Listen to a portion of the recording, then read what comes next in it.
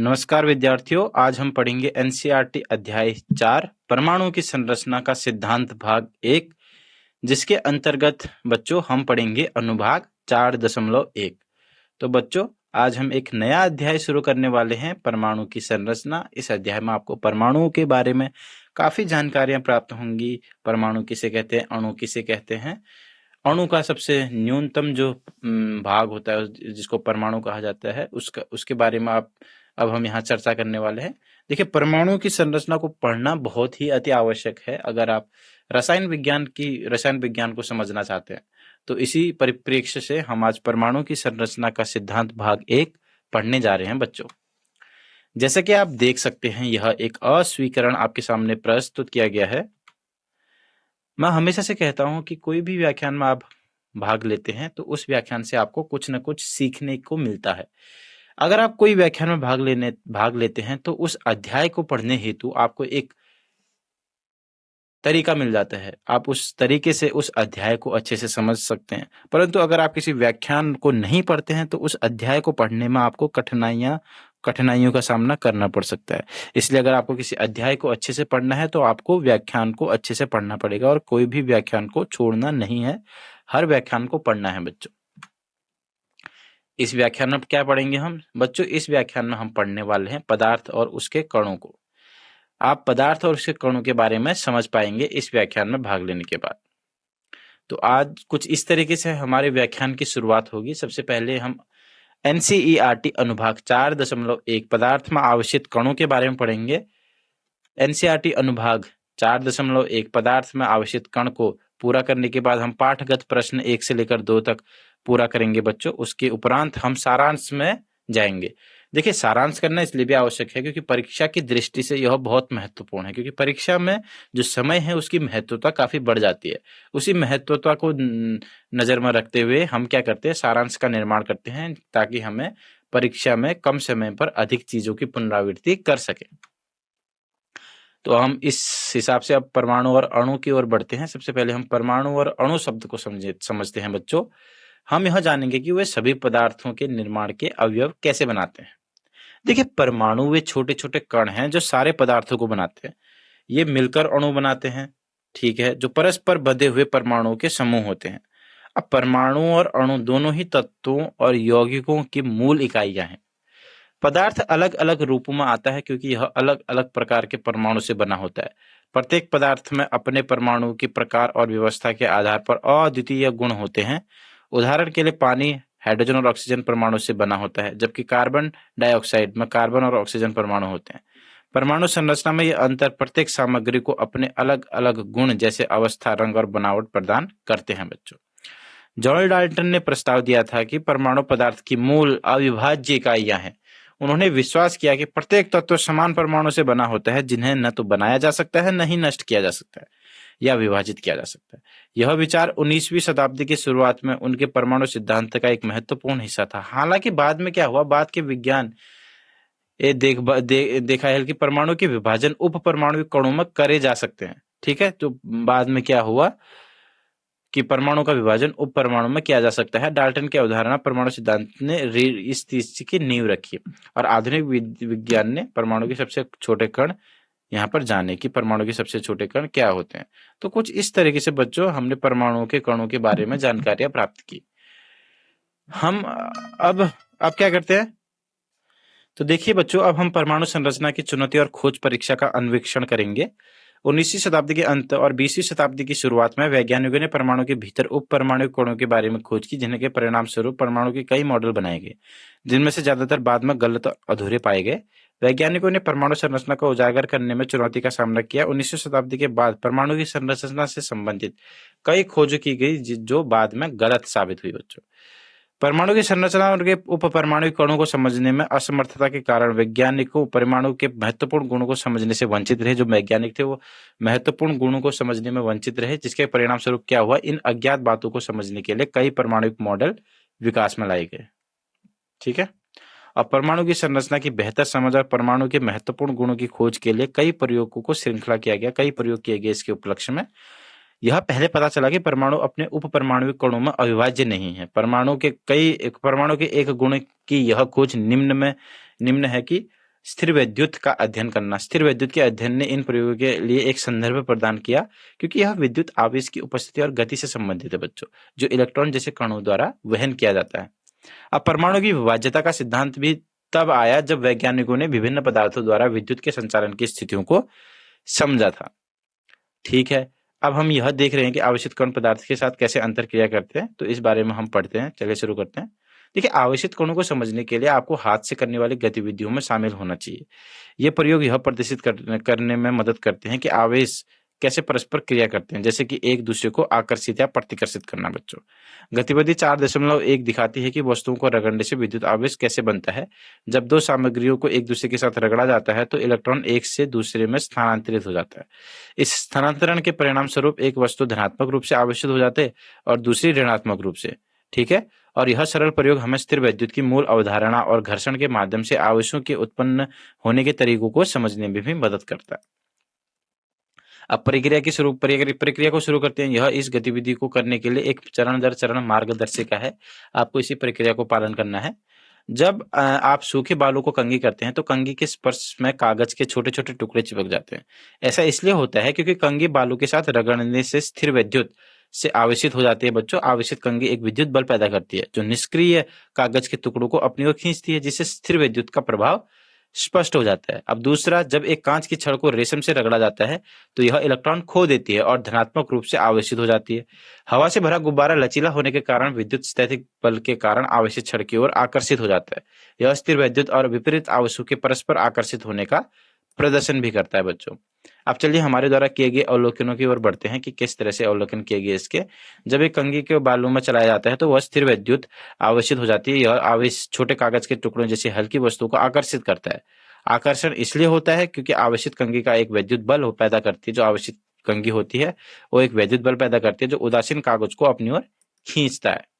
जब एक कांच की छड़ को रेशम से रगड़ा जाता है तो वह धनात्मक आवेशित हो जाती है। यदि कांच की छड़ और फुलाया गया गुब्बारा दोनों समान प्रकार के आवेश से आवेशित हो तो वे एक दूसरे को प्रतिकर्षित करेंगे। देखिए, समान आवेश एक दूसरे को प्रतिकर्षित करते हैं, विपरीत आवेश एक दूसरे को आकर्षित करते हैं। तो यह दर्शाता है कि विपरीत आवेश एक दूसरे को आकर्षित करते हैं और समान आवेश एक दूसरे को प्रतिकर्षित करते हैं बच्चों। गतिविधि 4.1 को ही शुरू करते हैं। यह दर्शाने के लिए कि वस्तुओं को रगड़ने से विद्युत आवेश उत्पन्न होता है, इसके बारे में समझने वाले हैं। अब आइए इस गतिविधि के परिणामों का निष्कर्ष निकालते हैं। जब आप एक कंघी या कांच की छड़ को बालों या ऊन जैसे पदार्थों से रगड़ते हैं बच्चों तो वस्तुओं के बीच इलेक्ट्रॉन का स्थानांतरण होता है। यह स्थानांतरण एक वस्तु को इलेक्ट्रॉन के अधिकतम और दूसरे को कमी के साथ छोड़ देता है। यह प्रक्रिया एक विद्युत आवेश पैदा करती है जिसके कारण वस्तुएं हल्की वस्तुओं को आकर्षित कर सकती है या स्थिर विद्युत का उत्पादन कर सकती है। अब होता क्या है, जब कोई चार्ज किया गया वस्तु जैसे बालों में रगड़े हुए गुब्बारे को कागज जैसी उदासीन वस्तु के पास लाया जाता है तो उससे आकर्षित कर सकता है। यह इसलिए होता है क्योंकि जो आवेशित की गई वस्तु है वह उदासीन वस्तु से इलेक्ट्रॉनों को खींच लेती है, जिससे अस्थायी असंतुलन पैदा हो सकता है। और जब उदासीन वस्तु में आवेशित की गई वस्तु के पास थोड़ा धनात्मक आवेश होता है जिसके कारण आकर्षण बल पैदा होता है। यह आवेशों के बीच विद्युत स्थैतिक अंतःक्रिया के कारण होता है। अब अंतिम निष्कर्ष क्या निकला इसके बारे में पढ़ते हैं। जब दो वस्तुओं को एक साथ रगड़ा जाता है तो उनके बीच इलेक्ट्रॉनों के स्थानांतरण के कारण विद्युत आवेशित हो जाते हैं और एक वस्तु इलेक्ट्रॉन खो देती है और धनात्मक आवेशित हो जाती है, जबकि दूसरी वस्तु इलेक्ट्रॉन प्राप्त कर लेती है और ऋणात्मक आवेशित हो जाती है। इस प्रक्रिया को घर्षण बोलते हैं बच्चों। यह समझाता है कि वस्तुएं एक दूसरे को बिना सीधे संपर्क के कैसे आकर्षित या प्रतिकर्षित कर सकती है। जब वस्तुएं संपर्क में आती हैं तो इलेक्ट्रॉन एक दूसरे में जा सकते हैं बच्चों, जिससे आवेश का स्थानांतरण होता है। ऐसा इसलिए होता है क्योंकि कुछ सामग्री जैसे धातु में इलेक्ट्रॉन को दूसरे की तुलना में आसानी से घूमने की अनुमति देते हैं। जो वस्तु इलेक्ट्रॉन प्राप्त करती है वह ऋणात्मक रूप से आवेशित होती है, जबकि वो वस्तु जो खोती है वह धनात्मक रूप से आवेशित होती है। यह स्थानांतरण स्थिर विद्युत के आधार है और यह कि वस्तुएं एक दूसरे को कैसे आकर्षित या प्रतिकर्षित करती है। सभी पदार्थ छोटे छोटे कणों से मिलकर बने होते हैं, जैसे कि परमाणु और अणु, जो विद्युत आवेश ले सकते हैं। ये आवेश धनात्मक या ऋणात्मक हो सकते हैं बच्चों, जो कणों में उपस्थित प्रोटॉन और इलेक्ट्रॉन की संख्या पर निर्भर करता है। पदार्थ में आवेशित कणों के होने के कारण स्थिर विद्युत जैसी परिघटनाएं और यह समझना संभव होता है कि वस्तुएं एक दूसरे को कैसे आकर्षित या प्रतिकर्षित करती हैं। अब आइए अणुओं के भीतर के कणों और उनकी खोज के बारे में जानते हैं। हम थोड़े समय के लिए चर्चा करेंगे कि वैज्ञानिकों ने पदार्थ के छोटे निर्माण खंडों को कैसे खोजा। परमाणु और उनके उपपरमाणविक कणों की विभिन्न खोजों को आकार देने वाले हमारे वैज्ञानिक द्वारा इतिहास में कई योगदान हैं जिन्हें हम समझने वाले हैं। 1900 तक वैज्ञानिकों को पता चल गया था कि परमाणु अब तक सोचे गए अविभाज्य नहीं है बच्चों। उन्होंने पाया कि परमाणु में कम से कम एक उपपरमाणविक कण होता है जिसे इलेक्ट्रॉन कहते हैं। यह समझ में एक बड़ा बदलाव था, जिससे पता चला कि परमाणु की अंदरूनी संरचना होती है। जे थॉमसन को 1857 में इलेक्ट्रॉन की खोज के लिए सबसे अधिक जाना जाता है। कैथोड किरणों के साथ अपने प्रयोगों के माध्यम से उन्होंने साबित किया कि ये किरणें नकारात्मक रूप से आवेशित कणों से बनी हुई है, जिन्हें हम कॉर्पस कहा जाता है। ठीक है। 1886 ईस्वी में गोल्डस्टीन ने गैस निर्वहन प्रयोगों के दौरान नलिका किरणें यानी कैनाल किरणों का खोज की। ये किरणें धनात्मक रूप से आवेशित से बनी होती है और बाद में आयन के रूप में पहचाना गया इन कैनाल किरणों को। इस खोज का उपपरमाणु कणों को समझने में महत्वपूर्ण योगदान था बच्चों, और इससे प्रोटॉन की पहचान करने का रास्ता भी प्रशस्त किया गया। कैनाल किरणें नली में कैथोड से उत्सर्जित होने वाले धनात्मक आवेशित कण हैं। ये किरणें आयनों से मिलकर बनी होती हैं और मुख्य रूप से हाइड्रोजन आयनों से यह मिलकर बनी होती हैं। अब हम प्रोटॉन की खोज को संक्षिप्त में चर्चा करने वाले हैं, इसलिए चलिए शुरू करते हैं प्रोटॉन की खोज। देखिए, कैनाल किरणें जिनकी खोज 18वीं के दशक में हुई, वे गैस नलिका में देखे गए धनात्मक आवेशित कणों की धाराएं थी। इन किरणों के कारण प्रोटॉन की पहचान हुई, जो एक धनात्मक आवेश वाला उपपरमाणविक कण है। प्रोटॉन का आवेश इलेक्ट्रॉन के आवेश के बराबर होता है, लेकिन विपरीत चिन्ह के साथ इलेक्ट्रॉन ऋणात्मक आवेश ले जाता है, जबकि प्रोटॉन धनात्मक आवेश ले जाता है बच्चों। अब प्रोटॉन एक इलेक्ट्रॉन से लगभग 2000 गुना भारी होता है। प्रोटॉन बहुत भारी होता है। इलेक्ट्रॉन की हल्कापन उसे परमाणु में अधिक स्वतंत्र रूप से घूमने की अनुमति देता है। परमाणु संरचना में एक इलेक्ट्रॉन को इलेक्ट्रॉन के ई के ऊपर ऋणात्मक चिन्ह के रूप में दर्शाया जाता है और एक प्रोटॉन को पी के ऊपर धनात्मक चिन्ह के रूप में दर्शाया जाता है बच्चों। ये प्रत्येक कण के आवेश को दिखाते हैं और इलेक्ट्रॉनों का ऋणात्मक आवेश होता है, जबकि प्रोटॉनों का धनात्मक आवेश होता है। अब चलिए महत्वपूर्ण बिंदुओं को देखते हैं जिन्हें ध्यान में रखना अति आवश्यक है, जो आपकी परीक्षा के दृष्टि से भी बहुत महत्वपूर्ण है बच्चों। प्रोटॉन के द्रव्यमान को एक इकाई माना जाता है और इस पर धनात्मक 1 का धनात्मक विद्युत आवेश होता है, जो आपको दिखाई दिया है यहाँ पर। और इलेक्ट्रॉनों का द्रव्यमान प्रोटॉन की तुलना में बहुत नगण्य माना जाता है, जिसके कारण इसे लगभग नगण्य मान लिया जाता है और यह ऋणात्मक विद्युत आवेश ले जाता है। इसका मतलब यह है कि यह धनात्मक आवेश की ओर आकर्षित होता है और अन्य इलेक्ट्रॉनों से प्रतिकर्षित होता है, क्योंकि अन्य इलेक्ट्रॉनों पर ऋणात्मक चिन्ह होता है। तो समान आवेश एक दूसरे को प्रतिकर्षित करते हैं और विपरीत आवेश एक दूसरे को आकर्षित करते हैं। अब हम परमाणु संरचना के बारे में संक्षिप्त चर्चा करेंगे। चलिए इसके बारे में समझना शुरू करते हैं कि परमाणु किससे बने होते हैं बच्चों। प्रारंभिक खोजों के अनुसार एक परमाणु प्रोटॉन और इलेक्ट्रॉनों से बना होता है, जो एक दूसरे के आवेशों को संतुलित करते हैं। प्रोटॉन धनात्मक आवेश ले जाता है, जबकि इलेक्ट्रॉन में ऋणात्मक आवेश होता है बच्चों। अब परमाणु संरचना में प्रोटॉन परमाणु के आंतरिक भाग में स्थित होते हैं, जिनके परिणाम स्वरूप धनात्मक आवेश का गोलाकार भाग बादल बनता है, जिसमें इलेक्ट्रॉन उसमें सन्निहित होते हैं, दोनों संख्या में बराबर होते हैं और विपरीत आवेश वहन करते हैं। इस प्रकार समग्र आवेशों का संतुलन करके परमाणु को उदासीन बनाते हैं। परिणाम स्वरूप होता क्या है, परमाणु संरचना में ऋणात्मक आवेश निहित इलेक्ट्रॉनों को आसानी से हटाया जा सकता है, जबकि धनात्मक गोला एक समान निश्चित पृष्ठभूमि में बना रहता है, जिसे आसानी से हटाया बदला नहीं जा सकता। इलेक्ट्रॉनों को आसानी से हटाया जा सकता है, जबकि प्रोटॉनों को आसानी से हटाया बदला नहीं जा सकता। यह इलेक्ट्रॉन और प्रोटॉन के उपपरमाणु कण की खोज के बाद वैज्ञानिक द्वारा दिया गया परमाणु की प्रारंभिक संरचना का चित्र आपके सामने प्रस्तुत किया गया है। परमाणु में धनात्मक आवेश का एक गोलाकार बादल दिखाया गया है, जिसमें ऋणात्मक आवेश इलेक्ट्रॉनों को प्रदर्शित करता है और धनात्मक आवेश प्रोटॉनों को प्रदर्शित कर सकता है। इसको आप तरबूज के आकार के जैसा भी समझ सकते हैं बच्चों। चलिए पाठ्यांक प्रश्न की ओर बढ़ते हैं। कैनाल किरणें किसे कहते हैं, यह प्रश्न हमसे पूछा गया है। अब हम इस प्रश्न के उत्तर की ओर बढ़ते हैं कि कैसे इसका उत्तर देंगे। देखिए, चलिए संक्षिप्त में कैनाल किरणों के बारे में चर्चा करते हैं। कैनाल किरणें एनोड किरणों के रूप में भी जानी जाती है, क्योंकि वो गैस निर्वहन नलिका में एनोड से उत्सर्जित होती है बच्चों। और कैनाल किरणें धनात्मक रूप से आवेशित किरणें होती हैं, जो एक कैथोड किरण ट्यूब में उच्च वोल्टेज द्वारा लगाए जाने पर देखी जाती है। उन्हें एक क्या करते हैं, डिस्चार्ज ट्यूब द्वारा खोजा गया था बच्चों। तो धनावेशित कणों द्वारा ये बनी होती हैं। अब यूजेस गोल्डस्टीन ने 1886 में कैनाल किरणों की खोज की। उनका काम परमाणु संरचना को समझने में महत्वपूर्ण था और प्रोटॉन की खोज के लिए भी इसने एक नींव रखी। अब चलिए कैनाल किरणों के निर्माण के बारे में बात करते हैं। कैनाल किरणें गैस निर्वहन नलिका प्रयोग में उत्पन्न होती है। प्रयोग में गैस से भरी नलिका में इलेक्ट्रोड के बीच उच्च वोल्टेज लगाया जाता है बच्चों। जब एक क्या होता है, जब एक वोल्टेज लगाया जाता है तो कैथोड से कैथोड किरणें उत्सर्जित होती हैं। तो इस उत्सर्जन के कारण ही कैथोड किरणों का खोज हुई और इस प्रक्रिया में शेष गैस में धनात्मक आयन बनते हैं। ये आयन ऋणात्मक आवेशित कणों की ओर आकर्षित होकर उसकी ओर बढ़ते हैं। यह गति विपरीत आवेशों के बीच विद्युत स्थैतिक बल के कारण होती है।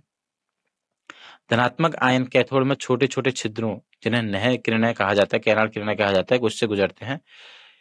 ये आयनों को गुजरने की अनुमति, ये जो कैनाल होता है, ये आयनों को गुजरने की अनुमति नहीं देते हैं, जिसके कारण इन किरणों को नहर किरणें कहा जाता है। कैनाल किरणों के नाम से भी इनको जाना जाता है, क्योंकि ये नहर जैसी ही होती है, नहर जैसी छिद्र से होकर गुजरती है, तो इस प्रकार इसे जाना जाता है बच्चों। अब देखिए कैनाल किरणों की क्या विशेषताएं होती है। धनावेशित आयनों से बनी होती है। जो कैनाल किरण होते हैं धनात्मक रूप से आवेशित आयनों से बनी होती है, जिन्हें क्या होता है, धनावेशित रूप से जाना जाता है। और कैथोड किरणों की विपरीत दिशा में चलते हैं। कैथोड किरणें निर्वात नलिका में कैथोड से एनोड की ओर यात्रा करती है और नाल किरणें विपरीत दिशा में चलती है, अर्थात एनोड से कैथोड की ओर चलती हैं। कणों का आवेश द्रव्यमान अनुपात नली के अंदर की गैस के आधार पर बदलता है। अलग अलग गैसों में अलग अलग परमाणु और अणु होते हैं बच्चों, जो आवेशित कणों के बीच और नली के भीतर परस्पर क्रिया से प्रभावित करते हैं। कैनाल किरणें निम्न नलिका में गैस से धनात्मक आयनों से मिलकर बनती है। इस आवेश के कारण वे विद्युत और चुंबकीय दोनों क्षेत्रों द्वारा विक्षेपित हो सकती है। क्षेत्रों के साथ अंतःक्रिया एक महत्वपूर्ण गुण है जो उनकी प्रकृति और व्यवहार को प्रकट करता है। अब चलिए कुछ कैनाल किरणों के महत्व के बारे में जानते हैं। कैनाल किरणों में धनात्मक आवेश कणों की खोज की, जिन्हें नलिका किरण कहा जाता है, धनात्मक आयन के अस्तित्व के प्रमाण प्रदान करती है। ये कैनाल किरण है। प्रोटॉन की खोज का कारण बना और अंत में प्रोटॉन की खोज परमाणु संरचना को समझने के लिए एक महत्वपूर्ण क्षण था।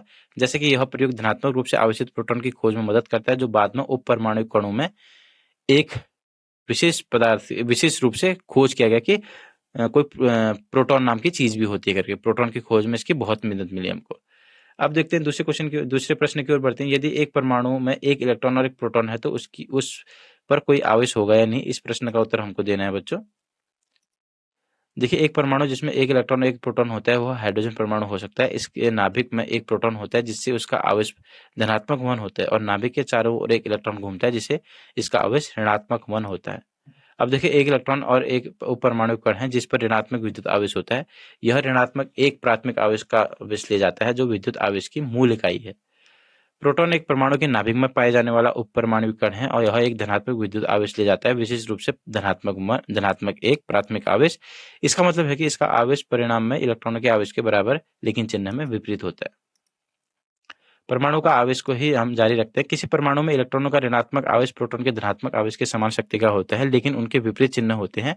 यह संतुलन परमाणु को विद्युत रूप से उदासीन बनाता है और ये आवेश एक दूसरे को रद्द कर देते हैं बच्चों। अब आइए परमाणु के परिणाम स्वरूप आवेश पर चर्चा करते हैं। परमाणु विद्युत रूप से उदासीन होते हैं क्योंकि इनमें प्रोटॉन और इलेक्ट्रॉन की संख्या बराबर होती है। प्रोटॉन धनात्मक आवेश ले जाते हैं और इलेक्ट्रॉन ऋणात्मक आवेश ले जाते हैं। परिणामी परमाणु एक उदासीन परमाणु होगा क्योंकि इनमें सकारात्मक और नकारात्मक आवेशों की संख्या बराबर है बच्चों। अंत में चलिए सारांश पर चर्चा करते हैं। कुछ महत्वपूर्ण बिंदु है जो याद रखने योग्य हैं, उन पर चर्चा करते हैं। परमाणु और अणु दोनों ही सभी पदार्थों के मौलिक निर्माण खंड हैं। परमाणु किसी तत्व की सबसे छोटी इकाई है जो उस तत्व के गुण बनाए रखती है। परमाणु मिलकर अणु बनाते हैं। फिर हमने इलेक्ट्रॉनों और प्रोटॉनों की खोज के बारे में प्रमुख खोजों को शामिल किया गया। जे थॉमसन ने इलेक्ट्रॉन नामक उपपरमाणु अणु की खोज की। थॉमसन ने कैथोड किरण नलिका का उपयोग करके कैथोड किरणों के साथ प्रयोग किए। कैथोड किरणें ऋणात्मक रूप से आवेशित कणों से मिलकर बनी पाई गई, जिन्हें इलेक्ट्रॉन के रूप में जाना गया। और कैनाल किरणों की खोज ई गोल्डस्टीन ने 1886 में की थी बच्चों। इससे प्रोटॉन की खोज हुई। और मूलभूत कण क्या है? इलेक्ट्रॉन है जो ऋणात्मक एक नगण्य द्रव्यमान इसका होता है। प्रोटॉन धनात्मक आवेश होता है और द्रव्यमान इसकी एक इकाई होती है। महत्वपूर्ण विशेषताओं की अगर चर्चा करें तो परमाणु सामान्यतः विद्युतीय रूप से उदासीन होते हैं और इलेक्ट्रॉनों को हटाया जा सकता है, प्रोटॉन को हटाया नहीं जा सकता। तो कुछ इस तरीके से आपने आज का व्याख्यान को पूरा किया बच्चों। उम्मीद करता हूँ आज का व्याख्यान आपको समझ में आया होगा और सारांश से आपकी सहायता हुई होगी। तब तक के लिए मिलते हैं नेक्स्ट दूसरे व्याख्यान में। धन्यवाद।